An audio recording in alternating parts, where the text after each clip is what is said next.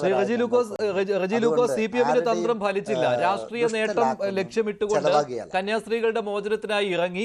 പക്ഷേ അത് ഫലിച്ചില്ല. അവിടെ BJP-ക്കാണ് ക്രെഡിറ്റ് കിട്ടിയത്.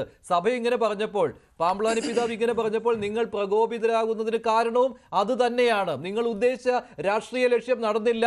അത് തന്നെയാണ് ഇപ്പോഴത്തെ പ്രകോപനത്തിന് കാരണം. ശ്രീ റജി ലൂക്കോസ്,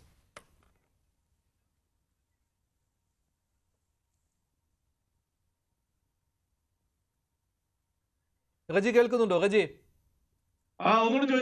അല്ലല്ല, നിങ്ങൾ ഉദ്ദേശിച്ച രാഷ്ട്രീയ ലക്ഷ്യം നടന്നില്ല. അതാണ് ഇപ്പോഴത്തെ പ്രകോപനത്തിന് കാരണം.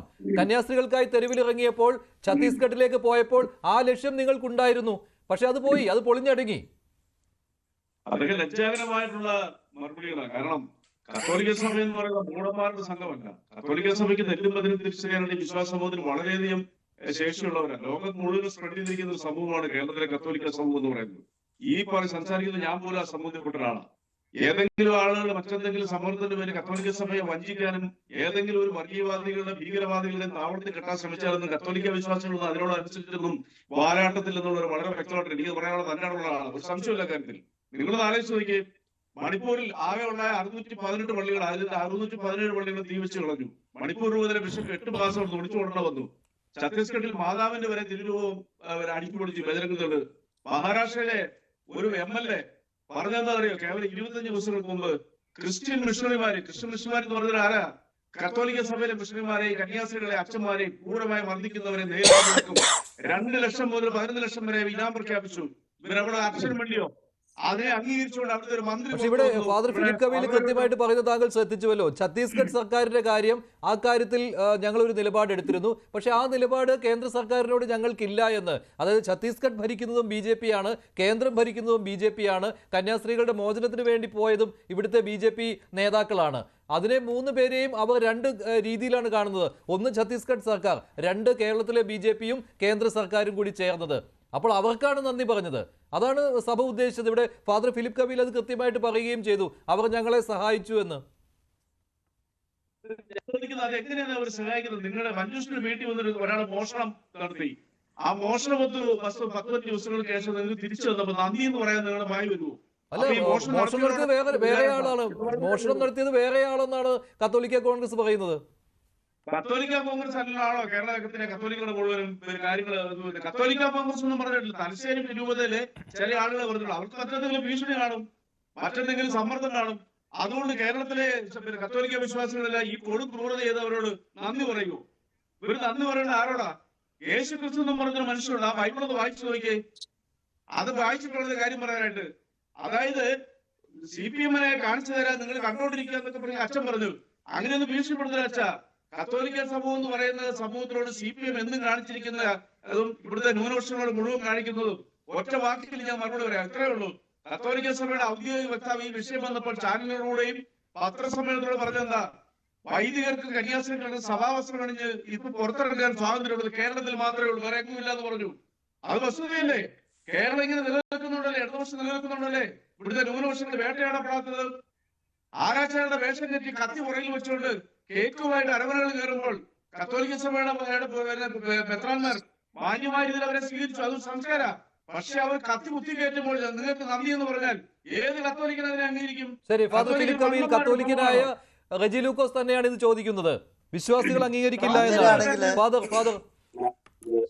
ഓക്കെ, ഇത് ഈ CPM പ്രതിനിധിയോട് എനിക്ക് ചോദിക്കാനുള്ളത്, സന്യാസ വസ്ത്രം ധരിച്ച് അതിൽ നടക്കാൻ പറ്റുന്നില്ലാത്ത സ്ഥിതി ഉണ്ടെന്ന് തന്നെയാണ് ഞങ്ങളും പറഞ്ഞത്. അപ്പോൾ അതേസമയം തന്നെ ഞങ്ങളൊരു ചോദ്യം അദ്ദേഹത്തോട് ചോദിച്ചോട്ടെ. അല്പനാളുകൾക്ക് മുമ്പിൽ ബഹുമാനപ്പെട്ട സിസ്റ്റർമാരുടെ സന്യാസ വസ്ത്രം തുണി ഉരിഞ്ഞ് കാണിച്ച് കക്കുകളി എന്നൊരു നാടകം ഇവിടെ അരങ്ങേറി. അത് അരങ്ങേറിയതാണ്? ആരാണത് നടത്തിയത്? എന്തായിരുന്നു അതിൻ്റെ പിന്നിലെ ഉദ്ദേശം? അപ്പോൾ ഞങ്ങൾ ഇത് പറഞ്ഞപ്പോൾ നിങ്ങൾക്ക് അത്ര സൂചിച്ചില്ല. അപ്പോൾ ഈ 2 വേട്ടക്കാരനും പിന്നെ എന്താ പറഞ്ഞത്, വേടനും വേട്ടക്കാരനും വരുമല്ലേ എന്തൊക്കെ പറയല്ലോ. അങ്ങനത്തെ സ്വഭാവമൊന്നും വേണ്ട. ഇവിടെ കേരളത്തിൽ ഞങ്ങളുടെ തുണി ഉരുന്നി കാണിക്കാൻ ശ്രമിക്കുകയും ഇരയ്ക്കൊപ്പവും വേട്ടക്കാരനൊപ്പം. അത് തന്നെ ഈ കേരളത്തിൽ ഞങ്ങളുടെ സഹോദരിമാരുടെ തുണി ഉരിഞ്ഞ് മാനം കെടുത്തി കാണിക്കാൻ കക്കുകളി നാടകം നടത്തിയവരല്ലേ നിങ്ങൾ? എന്നിട്ട് നിങ്ങൾ വലിയ പുണ്യം പറയുന്നത് വേശ്യയുടെ ചാരിത്ര പ്രസംഗമായിട്ട് ഇതിന് ഞാൻ കാണുന്നുള്ളൂ. അതിൽ കൂടുതൽ ഒരു നല്ല വാക്ക് പറയാൻ എനിക്ക് ഇല്ലാത്തത് കൊണ്ട്. അതുകൊണ്ട് ഈ വക കച്ചവടമൊന്നും ഞങ്ങളുടെ അടുത്ത് വേണ്ട. പിന്നെ ഞങ്ങൾ പറയുന്നതൊന്നും ആളുകൾ കേൾക്കുന്നില്ല, പിന്നെ നിങ്ങൾ എന്തിനാ ഭയപ്പെടുന്നത്? ഞങ്ങൾക്ക് അറിയുന്നത് ആളുകൾ കേൾക്കുന്നില്ലെങ്കിൽ ഞങ്ങളെ അവഗണിക്ക്. ഈ വരുന്ന തെരഞ്ഞെടുപ്പിന് മുമ്പിൽ ഞങ്ങളെ അവഗണിക്കുന്നു, നിങ്ങൾ പറയുന്നതൊന്നും ആരും കേൾക്കുകയല്ല എന്ന് പറയാൻ ആർജവത്വം ഉണ്ടോ? പറയേ, നമുക്ക് നോക്കാം. പറയൂ ശ്രീ റജി ലൂക്കോസ്. അങ്ങനെ അല്ല, അതൊക്കെ അച്ഛന്റെ രാഷ്ട്രീയവും അച്ഛന്റെ വെല്ലുവിളികളൊക്കെ ഞാൻ കേട്ടോണ്ടിരിക്കുക. ഞാൻ മാനിക്കുന്നവരാണ് ഈ പുരോഹിതന്മാരും. കേരളത്തിലെ മിക്കവാറും ഒരു 90% ബിഷപ്പുമാരാണ് നല്ല സൗഹാർദ്ദമുള്ള ഞങ്ങളൊക്കെ. അവരാരും പറയാത്ത ഈ ഭാഷകൾ രാഷ്ട്രീയപരമായിട്ട് നഗ്നമായിട്ടൊക്കെ വെല്ലുവിളിക്കാന്ന് പറഞ്ഞാൽ അച്ഛനെ പോലുള്ളവർ ചിന്തിക്കണം. നിങ്ങളൊക്കെ ഇവിടെ സുരക്ഷിതരായിട്ട് ജീവിക്കുന്നത് നമ്മളെല്ലാരും ഇവിടെ ഇടതുപക്ഷ പ്രസ്ഥാനങ്ങൾ മതേതര ഭാവമുള്ള ഒരു ജനസമൂഹം ഉള്ളതുകൊണ്ട് മാത്രമാണ്. ഉത്തരേന്ത്യയെ പോലെ ഇവിടെയും കയറി ഇറങ്ങി നിരക്കാനായിട്ട് ഞങ്ങളുടെ കോട്ടകളെ ഭേദിച്ച് വരാതിരിക്കുന്നത് എന്തുകൊണ്ടാ? അത് കേരളത്തിലെ മതേതര ഭാവമാണ്. അതിനൊക്കെ തകർത്തുകൊണ്ട് ആരെങ്കിലും ഭീഷണിപ്പെടുത്തി വല്ല ഇഡിയോ അങ്ങനെയുള്ള സംവിധാനം വന്ന് ഭീഷണിപ്പെടുത്തിയതിന് പേര് നിങ്ങൾ ഇങ്ങനെയൊക്കെ പറയുമ്പോൾ ഇതൊക്കെ കേട്ടാൽ മനസ്സിലാവുന്ന ജനം തലശ്ശേരി മുതൽ അവിടെ ഉള്ളത്. എനിക്ക് ഒരുപാട് ബന്ധുക്കളുണ്ട് ഈ തലശ്ശേരി മുതൽ. നിങ്ങളുടെ ഈ ഒറ്റ മാത്രമല്ല ലാവ്ലിൻ കാര്യം കൂടെ നിങ്ങൾ പറയണം. നിങ്ങളൊന്നും പറഞ്ഞാലൊന്നും വീഴുന്നൊന്നും ഇടതുപക്ഷം. നിങ്ങൾ സ്വരം ഉയർത്തിയിട്ട് കാര്യമില്ല. നമ്മൾക്ക് നിങ്ങള് വെല്ലുവിളിയല്ല, നിങ്ങൾക്ക് എന്ത് വെല്ലുവിളി നടത്താം, നിങ്ങൾക്ക് എന്ത് വെല്ലുവിളി നടത്താം. അതൊന്നും നടക്കുന്ന കാര്യമല്ല സുഹൃത്തെ. നിങ്ങളുടെ ലാവ്ലിൻ പ്രശ്നമുള്ളതുകൊണ്ട് നിങ്ങൾ ചില സമയത്ത് മിണ്ടാതിരിക്കുമല്ലോ. എന്നെ കൊണ്ട് കൂടുതൽ പറയിക്കരുത്, അത് നിങ്ങൾക്ക് ബുദ്ധിമുട്ടുണ്ടാകും. ഞാൻ പല കാര്യങ്ങളും തുറന്നു പറയും. അച്ഛനാ തലശ്ശേരി മുതൽ ഒരു സർവേ നടത്തി നോക്കിയേ. നിങ്ങളെ പോലുള്ള ഒറ്റുകാരെ അവർ അംഗീകരിക്കുന്നു. ഇടതുപക്ഷത്തിനും ഭയപ്പെടാനുള്ള ചരിത്രമുണ്ടെന്ന് ഇവിടെയുള്ള നാട്ടുകാർക്ക് അറിയാം. നിങ്ങൾക്കും ഭയപ്പെടാനുള്ള കാര്യങ്ങളുണ്ടെന്ന് ഞങ്ങൾക്കറിയാം. നിങ്ങളെ ഇഡി ഭയപ്പെടുത്തുന്നത് കാണും, നിങ്ങളെ ലാവ്ലിൻ കേസ് നിങ്ങളെ ഭയപ്പെടുത്തുന്നത് കാണും. ഇവിടുത്തെ മതേതര പ്രസ്ഥാനങ്ങളെ തകർക്കാനുള്ള നിങ്ങളുടെ ഈ ഗൂഢശ്രമം, അതിലേ ഞങ്ങൾക്ക് ഭയമുള്ളൂ. അത് നിങ്ങളുടെ ഭാവന സൃഷ്ടിയാണ്. നിങ്ങളുടെ ഭാവന സൃഷ്ടി മറ്റുള്ളവരുടെ മേൽ ആരോപിക്കാനൊന്നും നോക്കണം. അതൊന്നും നടക്കില്ല. അത് നിങ്ങളുടെ പാർട്ടി ഗ്രാമങ്ങളിൽ നടക്കുമായിരിക്കും, നിങ്ങളുടെ അണികളുടെ ഇടയിൽ നടക്കും. സ്വതന്ത്ര ചിന്തയുള്ള രാഷ്ട്രീയ ബോധമുള്ള ആളുകൾക്ക് മുമ്പിൽ അത് നടക്കുകയില്ല. ഞങ്ങൾക്ക് യാതൊരു രാഷ്ട്രീയ അടിമത്വവുമില്ല, ഒരു കക്ഷി രാഷ്ട്രീയത്തോടും ഞങ്ങൾക്ക് അടിമത്വമില്ല. ഞങ്ങൾക്ക് സ്വതന്ത്ര നിലപാടുണ്ട്. നിങ്ങൾ 3-4 പേരുടെ സംരക്ഷണത്തിന് വേണ്ടി ചെയ്യുന്ന ഈ ജൽപ്പനങ്ങൾക്കൊന്നും ഇനി കേരളം വെച്ച് തീർക്കത്തില്ല. അതാ പറഞ്ഞേ, ചരിത്രം തന്നെ നിങ്ങൾക്കെതിരാ. പിന്നെ നിങ്ങൾ എവിടെ നിന്ന് ചാനലിൽ പറഞ്ഞാൽ ഞങ്ങളുടെ ആളുകൾ അങ്ങനെ ഒറ്റുകൊടുക്കുന്നില്ല. നിങ്ങള് ഉദ്ദേശിക്കുന്ന ആളുകളല്ല ഞങ്ങള്. നിങ്ങൾ വെറുതെ ഒച്ച വെച്ച് വേളം വെച്ച് വരുന്നതുകൊണ്ടൊന്നും ഞങ്ങളുടെ ആളുകൾ അങ്ങനെയൊന്നും പറയല്ല. അതൊക്കെ നിങ്ങളുടെ വ്യാമോഹങ്ങൾ മാത്രമാണ്. നിങ്ങളുടെ വ്യാമോഹങ്ങൾ മാത്രമാണ്. അതൊന്നും നടക്കുന്ന കാര്യമല്ല കേട്ടോ. അച്ഛനെ പോലുള്ളവര് ഉത്തരേന്ത്യയിൽ ഈ വസ്ത്രം ധരിച്ച് നടക്കാൻ പറ്റുമോ?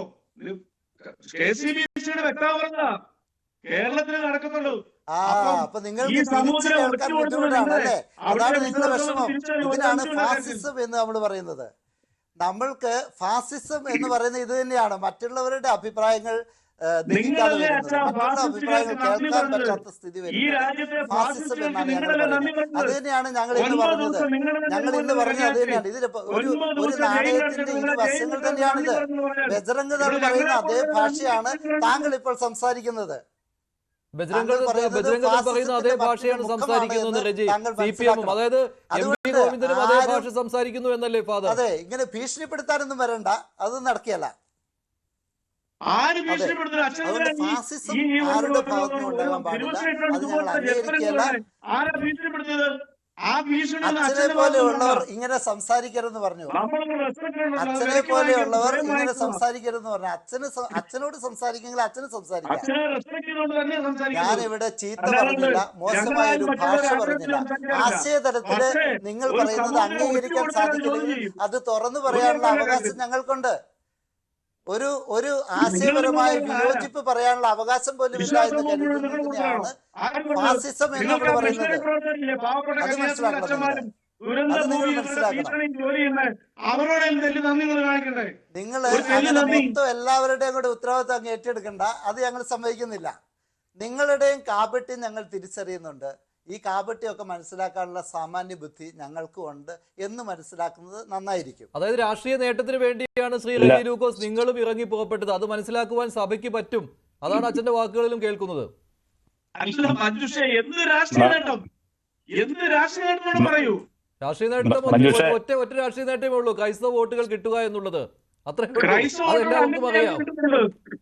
ക്രൈസ്തവ വോട്ടുകൾ അല്ലെങ്കിൽ ഇടതുപക്ഷത്തിനൊപ്പം നിൽക്കും. കാരണം ഇടതുപക്ഷം ഉണ്ടെങ്കിലേ ഇവിടെ നിലനിൽപ്പുള്ളവരും. അങ്ങനെയുണ്ട്. പക്ഷേ ക്രൈസ്തവ വോട്ടുകൾ എന്നും ഇടതുപക്ഷത്തിനൊപ്പമാണോ? ഇടതുപക്ഷം ഉള്ളത് കൊണ്ടാണ് നിങ്ങളൊക്കെ ലോഹയിട്ട് ഇവിടെ നടക്കുന്നത് എന്നാണ്. ഇടതുപക്ഷം ഉള്ളത് കൊണ്ടാണ് അച്ഛനൊക്കെ ലോഹയിട്ട് ഇവിടെ നടക്കുന്നത് എന്നാണ് റെജി ലൂക്കോസ് അവകാശപ്പെടുന്നത്. അല്ല, അത് കത്തോലിക്ക സഭയുടെ വ്യക്താവ് പറഞ്ഞത്, റെജി ലൂക്കോസ് പറഞ്ഞതല്ല. ഓ, റെജി കത്തോലിക്ക ലൂക്കോസിന്റെ സഭയുടെ അറിവില് ഔദ്യോഗിക വ്യക്താവ് ചാനലുകളിൽ വന്ന് ചർച്ചയിൽ പറഞ്ഞ ഞങ്ങൾക്ക് കേരളത്തിന് പുറത്ത് സഭാവസ്ത്രങ്ങൾ പോലും ധരിക്കാൻ പറ്റുന്ന സാഹചര്യമാണെന്ന് പോലും. അല്ല, റെജി ലൂക്കോസിനെ കുറിച്ച് പറഞ്ഞതല്ല. അച്ഛൻ മറുപടി പറയട്ടെ. അച്ഛൻ പറയും. പറഞ്ഞോളൂ, അച്ഛൻ പറഞ്ഞോട്ടെ, ഒരു പ്രശ്നമില്ല. റെജി ലൂക്കോസിന്റെ ഈ വലിയ അറിവിനെ കുറിച്ച് എനിക്ക് വലിയ അത്ഭുതവും ആദരവും തോന്നുകയാണ്.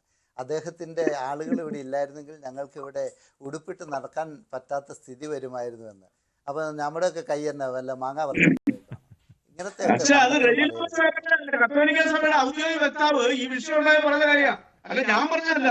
അച്ഛനെ ഈ പറഞ്ഞത് കേട്ടിട്ട് കേൾക്കാൻ കാണിക്കുന്നത്. അച്ഛന് വേറെന്തോ രക്ഷയുണ്ട്. കത്തോലിക്ക സഭയുടെ ഔദ്യോഗിക വ്യക്താവ് KCB വ്യക്താവ് പറഞ്ഞ ഇവിടുത്തെ മാധ്യമങ്ങളിൽ ഞാനിങ്ങനെയല്ല പറയുന്നത്. അച്ഛൻ എന്തോ പറയാൻ ഉദ്ദേശിക്കുന്നുണ്ട് അല്ലെ? അച്ഛൻ ഇവിടെ കൊണ്ട് അല്ലല്ല, റെജി ലൂക്കോസ് അത്രയും പറഞ്ഞിട്ട് അച്ഛൻ നിശബ്ദത പാലിക്കുകയാണ്. പറഞ്ഞോളൂ. അത് ഇങ്ങനെയൊക്കെ പറയുമ്പോൾ എങ്ങനെയാണ് ഇടപെടാതിരിക്കുന്നത്? വൈദികരെയൊക്കെ ഇഷ്ടപ്പെടുന്ന ഞങ്ങള് വൈദിക സമൂഹത്തിൽ നിന്നാണ് ഞാനും. റെജി ഒന്ന് നിർത്തും. അച്ഛൻ പറയട്ടെ. റെജി ഒന്ന് നിർത്തും പ്ലീസ്. അച്ഛൻ പറയട്ടെ. പ്ലീസ്.